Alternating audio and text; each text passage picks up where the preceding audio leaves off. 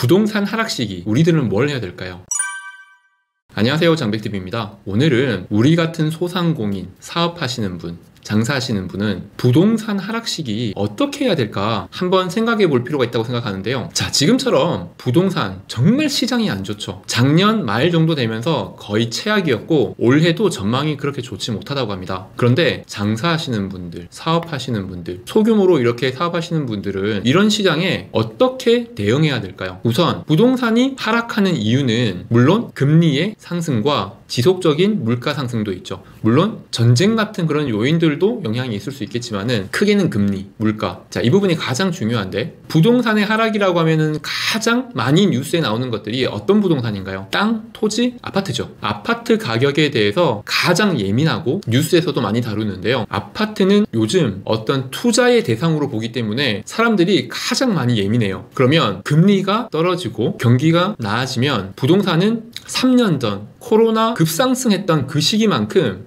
아파트 가격이 올라갈까요? 안타깝게도 그렇지 않다라고 하는 전문가들의 의견이 더 많습니다. 이유가 뭐냐면 금리가 올라가고 물가도 올라가는 이 시기가 또 어떤 요인과 맞물리냐면 바로 인구의 하락. 우리나라의 인구가 이제 성장이 멈췄죠. 출생률이 1% 이하로 떨어졌습니다. 출생률이 1명 이하로 떨어졌어요. 0.7명인가? 0.8명 그 정도 될 겁니다. 인구는 더 이상 늘지 않거나 떨어지기 시작할 거예요. 아파트는 공급이고 인구는 수요죠. 아마도 인구가 더 늘어나지 않는 시기가 왔기 때문에 아파트 시장이 예전만큼 좋지 못하다라는 의견이 더 많더라고요. 자, 우리 같은 소상공인, 사업하시는 분들은 이런 부동산 침체기에 어떤 시각을 가져야 할까? 이 부분 이야기 좀 드리려고 하는데요. 저는 아주 조심스럽게 상가, 사무실 이런 사업장을 매매에 대해서 관심을 가졌으면 하는 생각입니다. 혹시 이 영상 보시는 분들 중에서 사업하시는 분들, 장사하시는 분들은 아마 대부분 임대차 계약을 맺어서 그 사업을 하고 계실 거예요.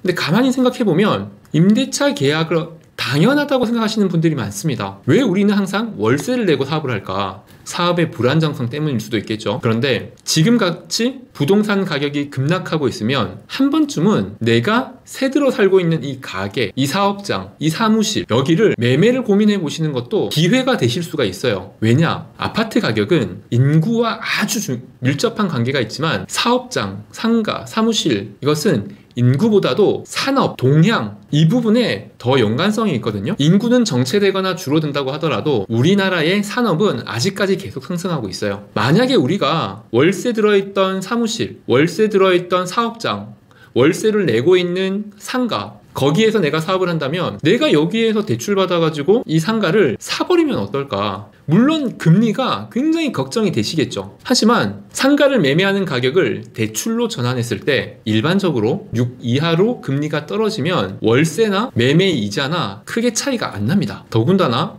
지금은 부동산 가격이 다시 한번 떨어졌고 월세 때문에 가격을 올리기도 현재 힘든 이 시기에 매매를 선택을 한다 그러면 다시 올해 말 정도의 금리가 떨어지고 전문가들은 한 5% 이하로 충분히 더 떨어진다라고 보고 있죠. 그러면 월세보다 나은 이자를 내고 상가의 가격은 상승하고 그러면 최소한 인테리어 비용도 뽑아낼 수 있으실 거예요. 돈이 없는데 어떻게 상가, 사무실 이런 사업장들은 아직도 대출이 80% 이상 잘 나옵니다. 아파트는 뭐 50% 이하, 40% 이하 뭐 과밀 지역은 뭐 몇 %내 대출이 많이 힘들어졌지만 상가와 사무실, 근린생활시설 이런 곳들은 아직도 대출이 잘 나와요. 조심스럽게 이 상가를 매매하는 것을 고민해 보시기를 권유해 드리고 싶습니다. 이상 장백TV였습니다.